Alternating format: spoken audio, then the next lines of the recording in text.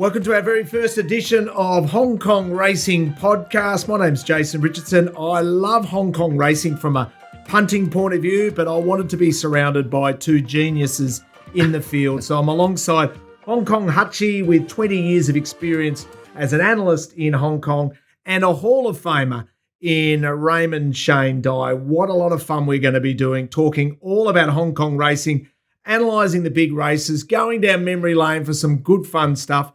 I'll start with you, Hutch. Thanks for inviting me to sit in as a little fireside chat amongst you two. Oh, no, thank you for hosting it, Richo, and being part of it. I know you love your Hong Kong racing, and I wanted to do something where people that aren't that familiar with Hong Kong racing can get a little bit of background, and we're also going to have a good look at the lead into the international races over the next 5 weeks. So this is the journey that we'll be on, and of course, bringing the big name yourself along, we had to also get in touch with Shane Dye. Shane, what a name, and he is an expert in the field. An incredible jockey, obviously started his journey in New Zealand, incredible jockey in Australia where he just captured everyone's imagination. And then we lost him, I would argue, in his prime when he went to Hong Kong racing. He dominated over there, so he's the obvious choice. Shane Dye joins us. Welcome to the family, RS. We're going to have a lot of fun here. Thank you, Richo. Nice to see you. Wait a sec, mate. I've got to put on the glasses. It's just the glare from your bald head. It just glares. I can't see. It's, mate, as the my lighting. coat... You got to put a hat on or something, mate. My coat's glowing. I've got inner health, mate. You'd love to be riding me as well. Richo, tell me this. Every time I put on a TV these days, you're on there. You're the biggest thing in Australian television. It doesn't matter whether it was the Olympics or a racing show or Channel 7 or wherever. You're on there. You must be making a fortune. I'm making a tenth of what you're making, and I'm willing to spend that time with you for this Hong Kong podcast. How do you keep getting a new start to a new show when you've got so many to do? Where are we at the moment? What are we talking about? Hey, tell me, Shane, in all seriousness, how long did you actually, I was thinking about this the other night, how long did you actually ride in Hong Kong for? 7 years I was there. Yeah, I left here in 2000 and I was 33. And I more or less left Hong Kong in about 2008. What was the attraction to Hong Kong racing? I'd had enough of Sydney, and I'd had enough of the stewards, and they wanted me, and there was a lot of good jockeys who couldn't get in there. And they rang me up, and I was actually the first jockey who had never been there to get a 12-month license. And I just went, maybe the money, maybe I needed a change. I'd just gone through a divorce and I was copping it in the papers. And I just got 3 months for tie the knot, which I should never have got. It was ridiculous. And I won that when I appealed in court. And I thought I need a change. And Hong Kong was the place. And Shane, since those days, obviously you mentioned you rode there 7 years. You've obviously stuck to the game there ever since, really. You're still doing the form now? Definitely. I do the form in Hong Kong. I bet on Hong Kong every meeting. I don't miss a race. I'm continuously working on it. I love it. I think the racing there is fantastic. It's probably the best in the world, almost even the most fairest racing in the world. No one has an advantage. You can't scratch a horse because of a barrier draw. You can't scratch a horse because of a wet track. Trainer can't have 5 horses in one race and dominate the pace. It's very fair. I think that's an interesting point that Shane brings up, because you can't do all of those things, and you've got a limited amount of horses in Hong Kong as well. So many trainers, 2 tracks. So for those that aren't familiar with Hong Kong racing, and big pools you can bet into. I mean, you can bet into a limited market, twice a week racing. Yeah. And there's not the criteria. You're not going from Sandown to Rose Hill to Kembla and all these places. You have a fixed amount of criteria. And Shane, the information that you can get as well is quite incredible. You can't get the information in Australia that you can get in Hong Kong. I can watch every horse's track work. I get every horse's body weight, which is very important. There's so much information there on their websites or on my database, which you can't get that in Australia. The other thing I will say is I've been back in Australia now a year. Every Saturday I have 10 different blokes ring me. Oh, this will win, this will win. And they're always $2.40, $3. And I say, don't ring me with these. Ring me with $10 and $20 chances that I want to back, or 30 to 1 chances. I never get phone calls. It's always $2. In Hong Kong, the average price win is normally around $11.50. And that's a fact. In Australia, it's a lot shorter. In fact, what we might do in this podcast is, especially for our Australian audience, Hutch, get you and Shane to explain some of the nuances from an Australian punting point of view.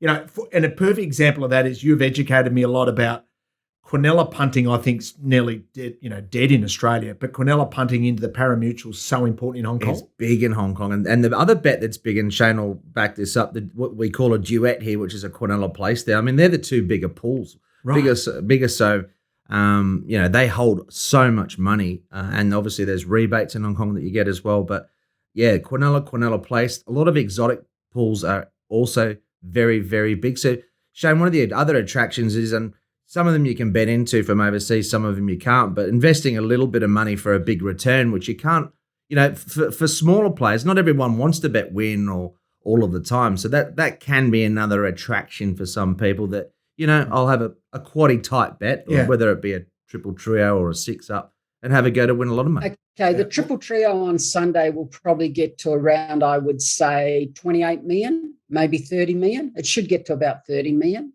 So that's a bet where you pick 3 trifectas or 3 trios in a row. The other thing, just with that, Richo, when you said about the Quinella pool, the win price of a horse isn't the correct price.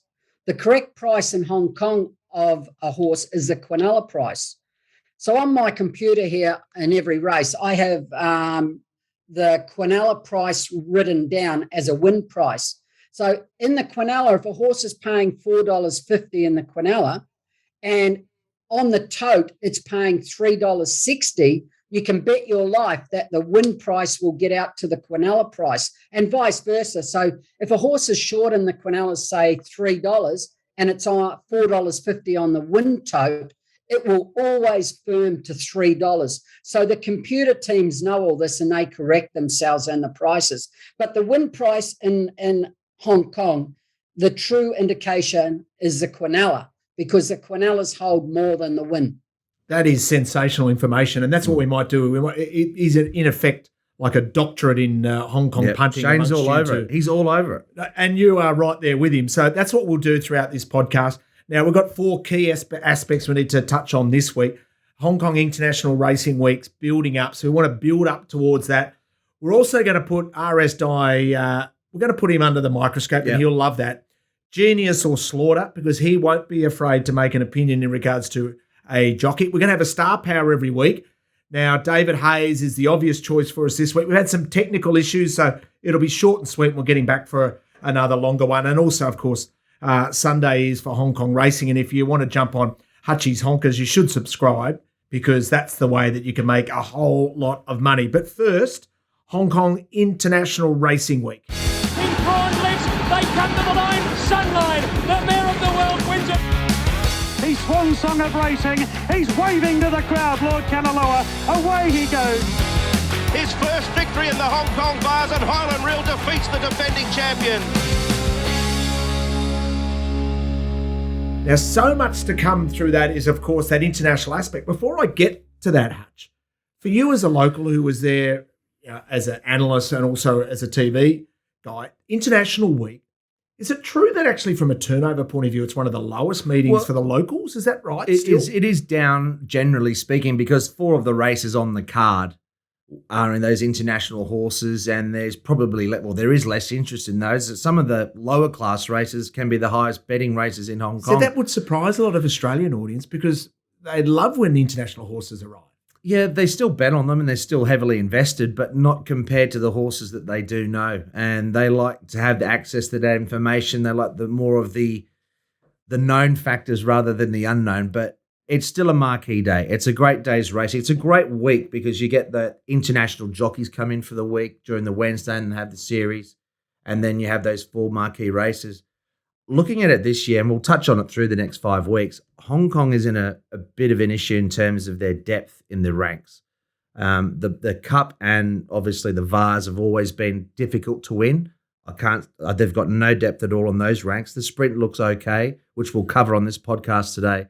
And the Mile, they've got a very, very good miler, world class. We'll get Shane's opinion on that later. But I just looked at the depth of the fields for the trials this weekend, and there's some issues there in terms of the depths of the horses in Hong Kong compared to previous years. Yeah, it's interesting. Before we showcase all those internationals, Shane, just talk about that Jockey Challenge on the Wednesday night. What's it like to compete in? And also, how hard is it to ride at Happy Valley with that tight little turn that looks fantastic when you're watching it on TV? What's it like to ride there, though? Happy Valley's very unique because down the back there's a very steep hill. And unless you've walked it, looking at it, you don't think it is. But it levels and then it goes down and then it shoots right up. And of course, the turn, Douglas White's the best jockey ever to ride at Happy Valley. He used to cut the corner. Moreira's hopeless at Happy Valley. He lets them run off and loses a length every race there. But White, he would come out and cut the corner and come back in. He was a genius at Happy Valley, but it is difficult to ride. So Moreira's hopeless. 157 winners last season. I don't know how many of those were at Happy Valley. It wouldn't matter if he rode 200 winners. He doesn't ride Happy Valley well at all. Yeah. And you can ask any pro who does videos for him. Rides Happy Valley terrible. Yeah, would Zach be the best Happy Valley rider? The stats probably lean that way at the moment, Shane. He rides Happy Valley very well. Well, did you see on Wednesday night, actually, it might come up later, a horse called Compassion Star?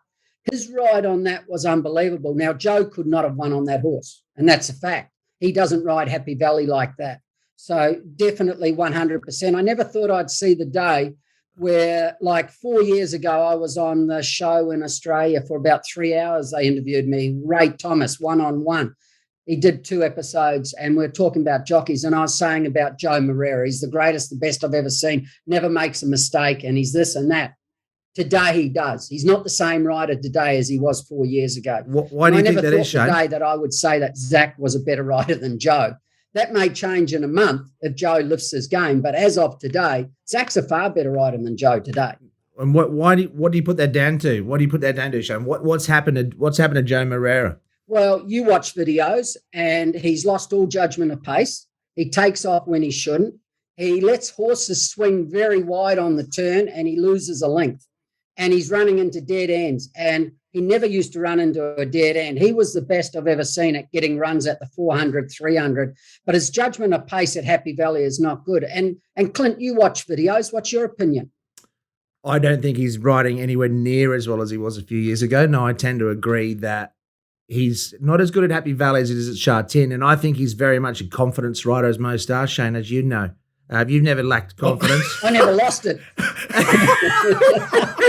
So someone was telling me that about a jockey who went there and he lost his confidence and he had a bad, I won't mention the name, but he was an Australian jockey and he went to Hong Kong.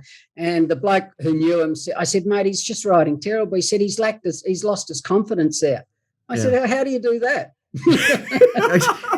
Shane's confidence was like 11 out of 10 normally, and if he was in a rough spot, it went down to 10 out of 10. But I think it's an interesting point with riders. You know, I mean, I think, and most sportsmen in general, so much of it is confidence. And, you know, I think there are sorry, Clint, and what I'm saying about Joe, in 2 months, I might have a different opinion. He might be a far better jockey than Joe than Zach in 2 months. I'm talking about today now. 3 years ago, no comparison. Joe was 100 yards better than Zach. If you want to talk today, Zach's 100% a better rider than Joe. But in 3 months' time, that might be different. So with that International Jockeys Challenge, suddenly we add in the Aussie element. Shane, you've been sitting watching in the Australian racing. Yep. James McDonald's a bona fide star. So he and Damien Lane, through COVID, they charter a private jet, go into the racing bubble. Yep. Obviously, Tom Marquand comes over and Ryan Moore and Holly come across from the UK as well. How will the Aussies stack up? Oh, well, it all depends on your ride. But when I was riding there, I never did very well in it because in those days they had 113. And because I could ride 113, they used to put someone like me on 113s because I could make up the field. And I used to get the rubbish in most races, whereas it's all changed now. It's very fair. Someone selects your rides and you get the equal amount of dividend horses. So you ride a favourite, a midfield favourite, an outsider. And also they've stopped having light-weighted horses. They've lifted the weights. because I know a jock that used to go down there and he used to put 124 pounds and he could ride 118. So he didn't get anything light, So it's very fair now and it's very good. And they're a good bunch of jockeys. And I've got no doubt, it wouldn't matter where James McDonald went in the world, he would be competitive. He's a superstar. He's an A-grade jockey. So, he knows Hong Kong. He's performed there before and he's ridden very well. He won't have any trouble at all. Shane's a big fan of James Mac. I've been hearing, as everyone in racing is. The funny feeling, like someone said to me the other day, Richo, they said to me, geez, that James McDonald's really lifted his game and he's the best rider in Aussie now. And I said, what are you talking about?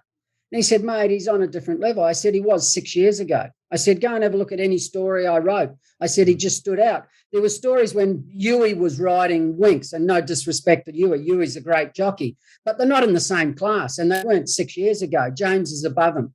And I've always said that the only thing James has lifted his stress sense, and I said this to him the other day, lifted his game and his stress sense. I saw him on Oaks Day being interviewed and he looked rather dapper and very sharp. And I rang him up. I said, you have lifted your game, mate. You're dressing better now. He laughed. He's going to be eyeballing you and Jimmy Cassidy and Greg Childs and the Babe as the greatest jockeys ever to come out of New Zealand. Oh, definitely. But he'll never beat me because it was funny. There was a story in the paper about 50 Group. I know you're winding me up, Richard, but that's okay. I love this one. There was a story in the paper that he got to 50 Group 1 winners and was the youngest jockey and was going to break it. And I thought, hang on a minute. He's 30 years old. I rode 93 when I was there and I left at 33. So I rang up the bloke who wrote the story. I said, mate, are you sure about that? He said, yeah. I said, what about me? And he said, shit, I better check. And he says, you're right. I said, geez, I'm quickly forgotten, aren't I? He said, no, you've ridden it way before him. I said, so there you go. He'll get to 100 in Australia before me because I never got to 100 in Australia. No, you didn't. You didn't. Just off J-Mac and on those other jockeys, Shane, we do get a lot of big Aussie names going up there. Of course, We've got Blake Shin at the moment, etc. Just briefly want to touch on why we've had a lot of mixed success. We have Tommy Berry. We've had, some big names go over there and they haven't all succeeded. What do you put that down to? They get lost up there, whether it's Damien Lane, Willie Pike or whoever, I could go through a list. I'll give you a very, very, very good example was Nash Ralla. Now, he went there and he rode terrible. And I was having a talk to him and I explained a few things. And about 18 months after he arrived, he turned it round.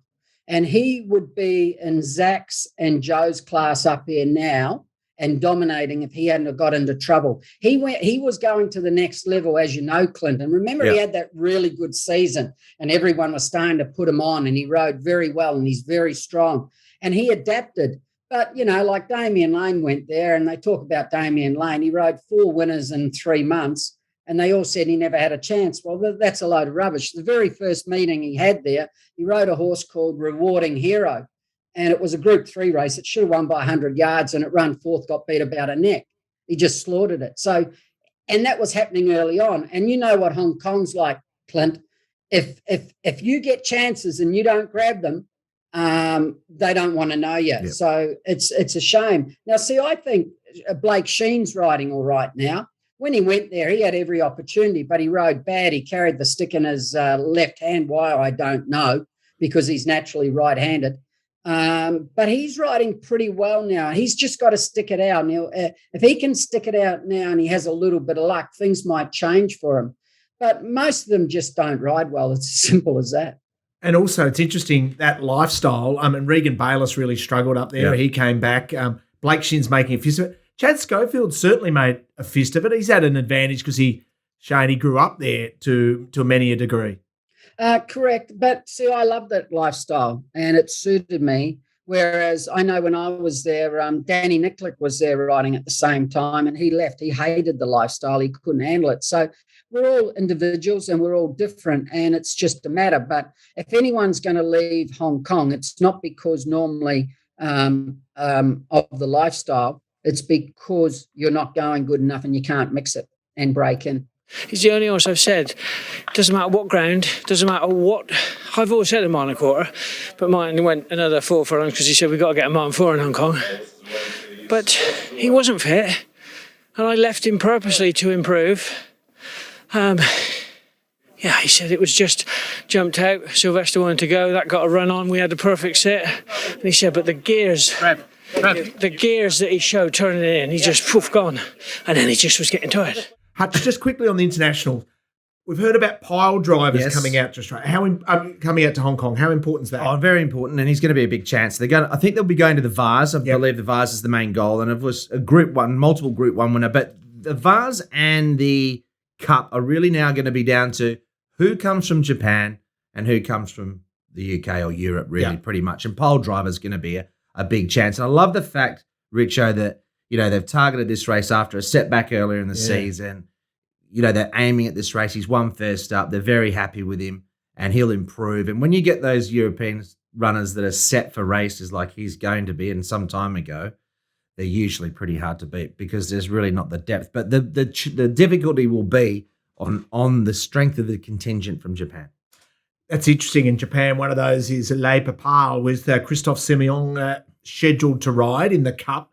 This is a Japanese trained filly. So once again, and what we're hearing from is some of these connections actually saying straight away, we want to be racing in Hong Kong. That's really important for the Hong Kong Jockey Club. It is important for the Jockey Club, and I think it's a great series, and it's where the thing I always used to like about the international races in Hong Kong is you could tie all the form in. You'd have the ones come from Australia or New Zealand, maybe not so much anymore, but you'd have the Europeans and the Japanese and maybe some from Dubai or wherever it may be, America. And you could start to try and, well, who is the best? Because that's what it's all about. Who's the best? So that was always the attraction for it. And I think what we've seen as far as Hong Kong concerned, as I said at the top of the show, really, I mean, there's a real lack of depth in Hong Kong now over a trip. 2,000 plus, it's diabolical. So you'd like to see some Australian, New Zealand horses going? There's a golden opportunity for some Australian trainers and owners. They should be targeting these races. If you have a setback in the spring doesn't quite work out, target these races. There's a lot of money on offer. There's a couple in those fields that would honestly battle to win or be placed in a Group 3 company in Australia. I think that's how weak the depth is at the moment. And you've got to strike while the iron's hot. It won't be this year, but maybe next year. Shane, do you agree? Actually do. They're not very strong, the staying type horses. The Hong Kong sprinters are normally always strong, and the milers are normally pretty good. Hard to beat the milers, but once you're getting up to 2,000 metres, they're very weak there at present. They can't win the Vase or the Cup this year. Okay, it's going to be interesting to see. I mean, traditionally, we've seen in recent years, we've seen a lot of horses come to the Australian Spring Carnival and then trampoline into the Hong Kong International meeting. We've seen, just to add to your point, I mean, I can remember Lucia Valentina ran a place up there in a big Group 1. I think it was the Cup. And I'm thinking with Ollie with a beautiful ride up on the inside. I mean, she was a nice mare, but please. Exactly. And not only that, the horses that have run even in the Cup, they've obviously gone back through Hong Kong and often run quite well. I mean, they haven't run poorly anyway, and they've come back in trips, so it can be done. I mean, you can even those Northern Hemisphere, it's sort of a trip home, if you will. They might as well try and pick something up on the way home. But yeah, I think there's a real opportunity in the next couple of years in Hong Kong. Maybe not so the sprint, maybe not so much the mile. I mean, the mile we'll talk about probably next week in more depth with Golden 60 looks a star. Another Queens-led bred galloper, believe it or not, Golden 60. Gee, they're going all right, aren't they, in the last 18 months? But no, it'll be still a great series because we'll get to see the international horses take each other on, and we'll see who's the best out of all that lot. What about recent weeks in Hong Kong? Any highlights jump off the page?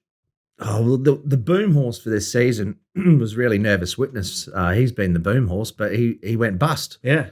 So apart from that, Courier Wonder, we'll see him on the weekend. We'll talk a little bit more about that later. But up to this point in time, there hasn't really been a massive highlight. This is where it really kicks off this weekend with the international trials and cups and all that. So up to this point, there hasn't been any real stars. They've got some nice horses coming through, but I'm not sure that there's any. Well, apart from Golden 60, I'm not sure that there's the real depth either in the sprinting ranks. I mean, what do you think, Shane? I mean, outside of Golden 60 looks an absolute superstar. Yeah. We mentioned the sprints, but is there really much else in the sprinting ranks? The sprinters are very even, I think. I think the mile stands out. It's just a one-horse race, Golden 60. The way he's trialled twice this time, the way he's come back, he's the goods. We know that. 2,000 metres, nothing really. Glorious Dragon's been unlucky. It's 2 starts and should have won both of them. Canfield seems to be improving, even though he won a Group 1 last year. He didn't need to improve much, but whether they can beat the internationals, that's a matter of opinion. You wouldn't think they could. And the 2,400 metres, I give up. I don't even know what there is. But the sprinters will be competitive. I think the sprint's very, very open and not as clear-cut as most people think. Sweep for home now. Gatherno on the inside. Viandacross has come very wide after him. Viandacross in front of Mannerism. Viandacross answering the urgings of Shane Dyer head in front. Mannerism coming at him. Viandacross looked to have the race won 100 metres from home. Mannerism has got it. Number 8, Mannerism has got the...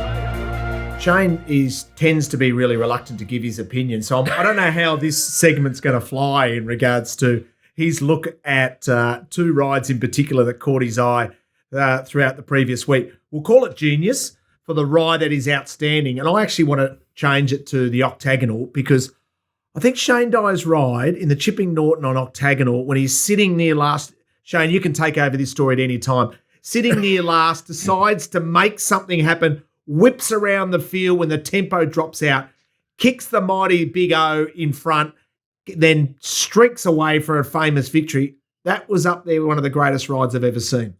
Thanks, Richo. And you're looking great too, mate.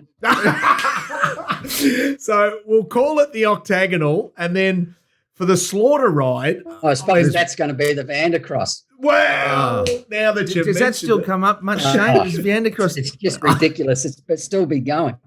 Jesus Christ. It'll go forever. Are you going to concede that that's not a bad name for this segment, though? That's good as gold. Doesn't worry me. Couldn't care less. So the Jockey and the Big V, and we'll start with the Jockey. Shane, was there an Jockey ride, a Genius ride that caught your eye? Definitely. Compassion Star on Wednesday night at Happy Valley. He drew gate 9 out there, and Zach rode him. And you see Zach look around. He's in the yellow colours out. He has about 6 or 7 looks trying to get in. And it's the seed track, so you can't be wide there. He's got 133 pounds, and all he's trying to do is get in. He's even looking here to get in. He's back 4th last, 1 off the fence. This was an outstanding ride. No one else would have won on this horse. And when he can find the fence, he cuts to the fence. He's 1 off from gate 9's unbelievable. They've gone very fast. He was favourite, but he was no good thing in this race because of the gate. He gets a good run, 1 off the fence. He's in the white cap there. You can see him. And he's still looking to the inside sack. And he cuts to the fence now. Saves ground. Look at him there. That's just an amazing ride. Cuts the corner and he's 1 off. And he's not impressive, the horse, but it's only because of the ride. That's an 11 out of 10 ride. You know, like I said, that's just outstanding.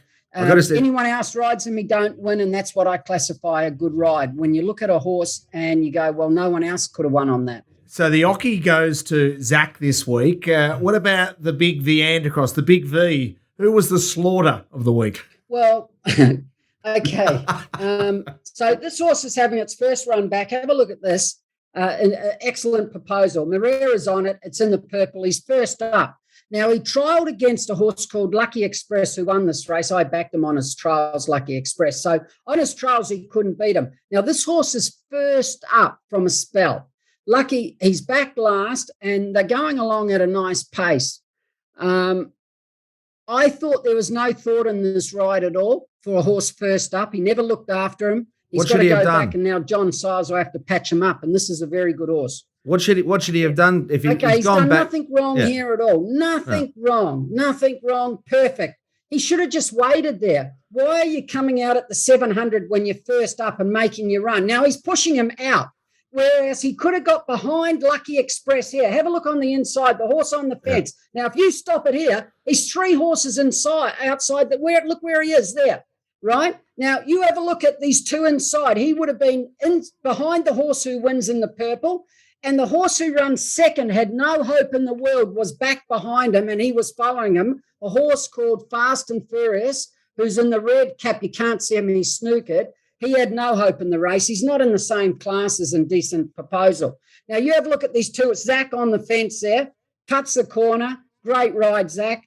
Now, you have a look at Indecent Proposal. He had no hope. And you have a look at him 100 out. His run dies because he went too soon and he had a really hard run. Now, if he'd stayed on the fence, he might have been unlucky. He has an easy run. He wins next time, or else he gets out and he might win. That way there he goes home. He's been overtaxed. He's had a very hard run. Whether he comes back, who knows? But I thought it was a very bad ride and there was no thought that went into it. But if I'm a punter, can I play the devil's advocate? Wouldn't I rather see my jockey take chance out of it, cover a bit of extra ground if I think the horse is good enough? Taking chance out of it, Richo, I'm pulling you up. Taking chance out of it there, he took chance out of it, and what happened? Yeah, he wasn't good enough. He covered too much ground. He went too wide. There was a race a month ago, and Joe rode a horse called California Deep Shot. Yeah. Right, Clint? Remember this? California Deep Shot? And he was third on the fence, right? And the leader was a horse called Highland Fortune, who was $5. Joe's on the favourite, third on the fence. The horse that led one off the fence was a horse called Decrypt, and it was about 100-1 and had no hope and was always going to stop. Joe got to the 600, pushed out 3 wide, went up and around. He hit the front at the 300. The leader fought back and beat him. Now, why he never followed the horse that was $5 on the fence and stayed there, he would have got the perfect run and he wins for sure. But as you said, Richo, he took the chance out of it by going wide and it cost him the race. Sometimes you got to know where you are and the horses you're following. There was no reason for him to do it that day, right? And there was no reason why he would take off at the 700. No horse, Richo, at the 700 can be pushed 7, 8, 10 wide first up. You're giving it no hope. He had to track up on the fence. If he gets a run, he gets it, he wins. And if he doesn't, it doesn't matter. He'll win next time, and he's had an easy run. Do you have a standout performance during the week, Hutch? Standout performance. I do have a standout. I've got a couple of nice performances. I thought Cordyceps 6. Now, this is an interesting horse. We've been talking a lot about Nervous Witness and how he got beaten at a very short price favourite, but this horse is actually going about his business the right way, and his ratings are really good. And what he did when he won the other day is actually clock very fast time. And it's funny how, certain horses get, there's a sort of a boom on Nervous Witness, but this horse is actually doing similar things. And look, I thought his time in winning down the straight was exceptionally good. And I don't know where you have him in your sort of figures or judge estimation, Shane, but look, this was just a replay. Nervous Witness is 3 from the right in the black colours. He's had enough, but this winner is a nice horse going 40, ran 55-2. You don't do that by fluking it. He's running time, he's winning easy, and maybe he's another one that can step up through the season. Well, you're correct, and he's always run time. Like his wins have always been good, and he's run time. He's always run the 55s. I don't know what happened to the third horse. He didn't turn up. Simple as that. If anyone says he didn't go too bad, he ran third like David did, that's just a load of rubbish. He never went like he's been going, and you know that, Clint. So no, it was about whether they've got to stop with him and start again, but that'll be decided on after Sunday, I suppose.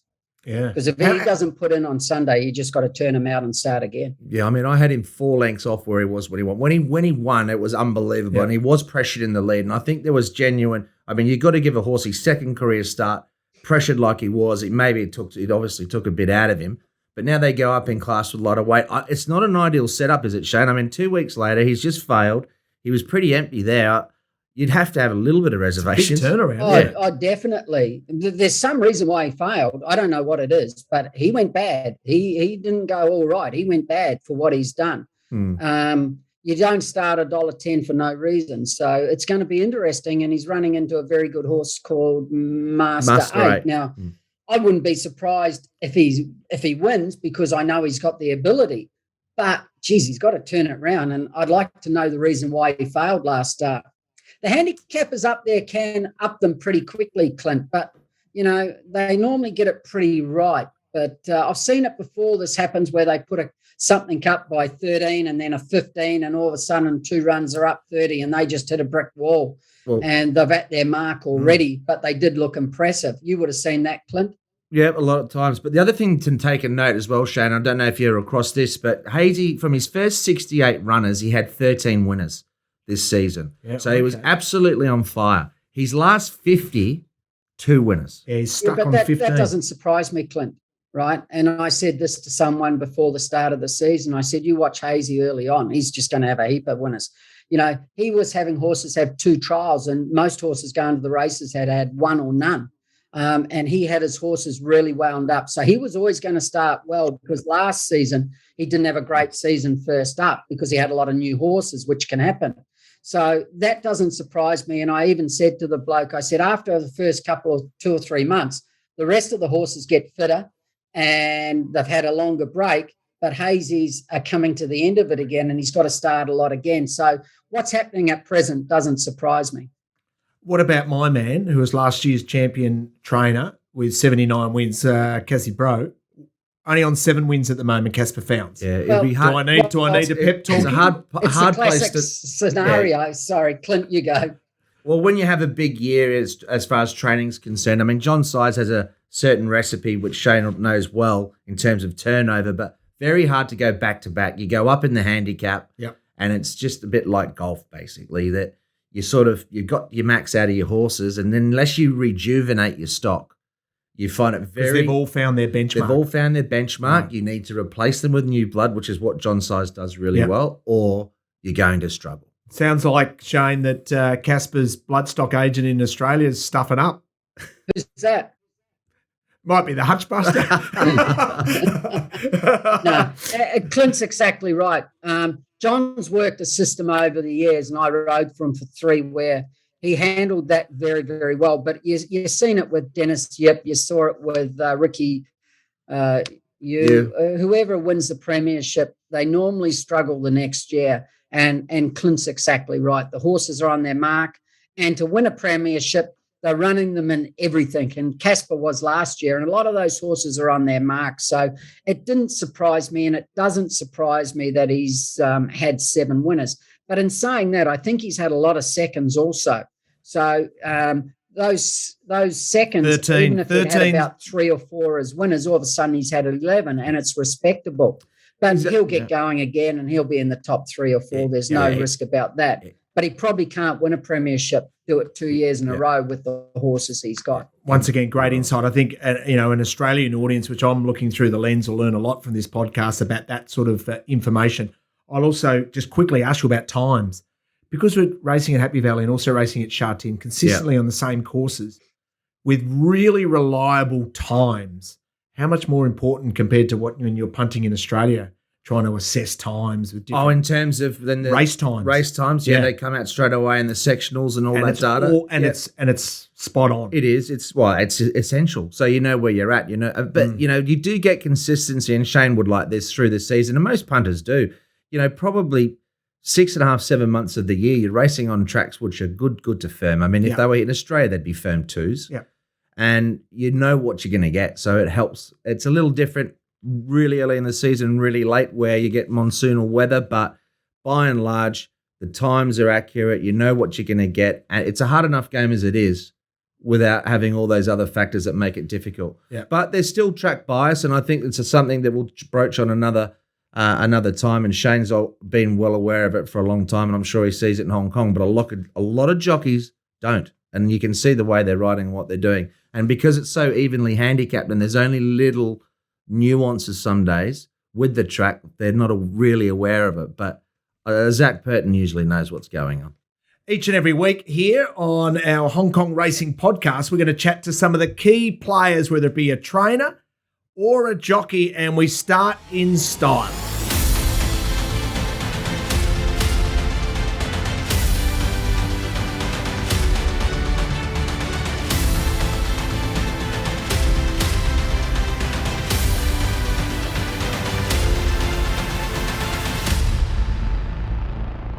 The perfect guest to launch this podcast for Hong Kong Racing, Hutch, and we're starting right at the top. Hall of Famer, Australian trainer, back in Hong Kong for his second stint, where he is just making every poster winner. Sits second on the premiership at the moment with 15 wins. His name, of course, is David Hayes. And Dave, welcome to the podcast, and congratulations on the way you've started the season. Yeah, thank you. It's a pretty fuzzy sort of line, but I'll do my best. Yeah, nice to be on the first podcast. I believe you're looking styling as though you're ready to go and tee it up. Yeah, we're about to plan a charity golf day over here, so looking forward to it. Dave, just quickly, obviously this weekend you got the 2 horses in the sprint. Couple of nice chances there, Naboo Attack and Super Wealthy. What do you make of their chances? Look, Super Wealthy's terrific form. Got a great barrier. I think he'll run. It's a bit of a test for his class, but I think he'll run a good race. And Naboo is a very smart horse who's had no luck at his last couple of runs, but he ran 1.7 on debut, so I know he'll probably be able to mix it with the big boys. And one of the big highlight runners as well, Hazy, Nervous Witness, 2 from 2. What happened last start? Well, he was my shortest price winner I've ever trained, and he was my shortest price loser. And I'm still a bit shocked that he lost, but he seems to have taken no harm from the average performance, and hopefully he just had a bad day. Yeah, what can you put it down to? You've no doubt reassessed him all since that run. I think he probably felt the 100 million that was on him and just weighed him down to the 133. But you've been, in all seriousness, you've been happy to sort of crack on with him. It was only a couple of weeks ago, so it's a relatively short backup for him. He's got to sort of come out of that and go up in grade. You've been happy with him since the run? In Hong Kong, that like a Melbourne Cup pre-race every time you run, especially when you've been beaten favourite. So the vets have been right over him, and I haven't been able to find anything wrong with him. And the race I originally set him for, so we just thought we wouldn't get thrown off course for. Yeah, he did run third. He just short price loser. You're in a different phase of your career, though, Dave. Can you compare Hong Kong, what you're experiencing now, versus the first time you were there? I think it's it's a great place to train, and it's very similar. A lot of the people I'm training against, the same group, they just haven't left, and it's just nice to get back here. And maybe the tracks are a bit firmer, and maybe the tempo and the races are a bit quicker than they used to be. But on the whole, it's the same system, and it's a great system that's good to be part of. And we know you got to go, Hazy, but just quickly, fantastic treasure out of the Panasonic Cup. How did he come out of that run? Yeah, he had an internal bleed, so we've got to treat him as a bleeder. I was a little bit critical of Chad's ride. He's a horse that swoops and is very powerful late. It's his trademark, and he rode a bit of a race on him, and it backfired. He pulled a bit, and I just forget he went around. Dave, we might grab you another time when we've got a better line. Watch out for that duck hook today. I'm more a slicer. I thought you might have the nice little fade going. Our fade. Hey, good luck, and hopefully you take the money off Zach. Yeah, I will. I'm playing with him. Oh, he's in your team. Hey, good luck.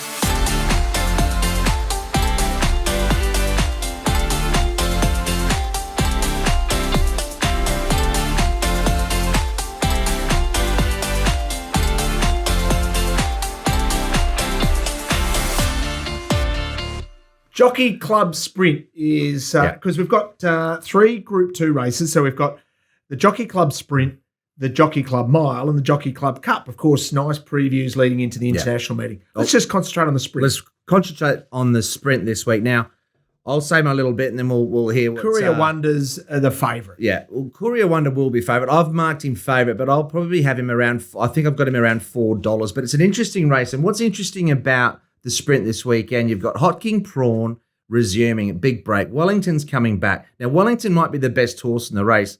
He had 10 days off his track work. He's had an issue. His trials for me have been a little iffy. If he's right, he could easily win the race fresh. I do like him fresh, but there's 200 plus days off for those top 2 horses, and I'm not sure they're where they're at. Then you've got a lot of horses with not much between them, the Lucky Patches, Skyfields, and amongst others. And you've got Naboo Attack down the bottom, which Zach rides, of course, and Courier Wonder. Now, Courier Wonder, he had excuse first up. He'll be a lot fitter second up. He'll be ready, and he gets a nice run. I think he deserves to be favourite, but look, that's a brief summation as far as I'm concerned, Shane. As far as what you said about it being even, I think that's key. I think there's big risks around Wellington and Hot King Prawn. I'm not sure where you stand on that, but outside of that, there's probably a length between 4 or 5 of them. No risk. If you go through them, I don't mind Hot King Prawn fresh. I thought his trials were pretty good. He's had nice, easy trials, and I think he's the one that could just jump out of the ground fresh, especially from the gate.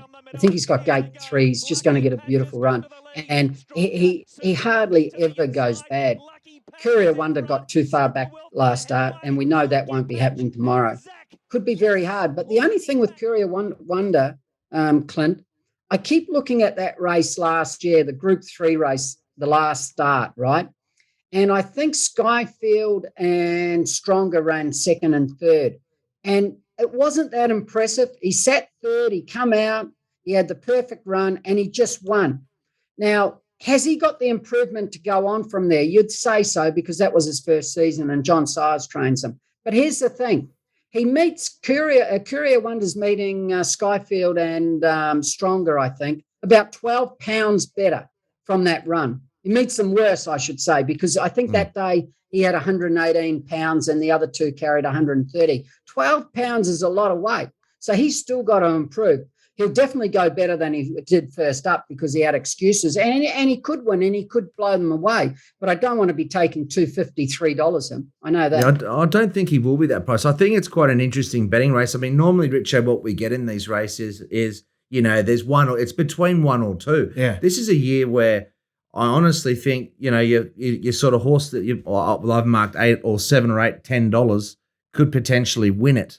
I mean, Lucky Patch has done nothing wrong, and I've got him around $9 or $10. But look, he goes from having the pattern in his favour, but he is fit and he's racing well. So I don't know if there's a standout at this stage, and I think the best two horses are probably Hot King Prawn, well, more so Wellington. But he's had this issue, and that all of a sudden, if he's got an issue and he isn't right, well, it opens the floodgates for the rest. So Courier Wonder around $3.50 at the moment in a lot of markets as well. And, of course, Hutchi's Honkers will have a full assessment of each and every race. The mile, do we just cheer Golden 60? Shane, do you jump in at that sort of price that we're seeing? I see he's $1.50 in Australia.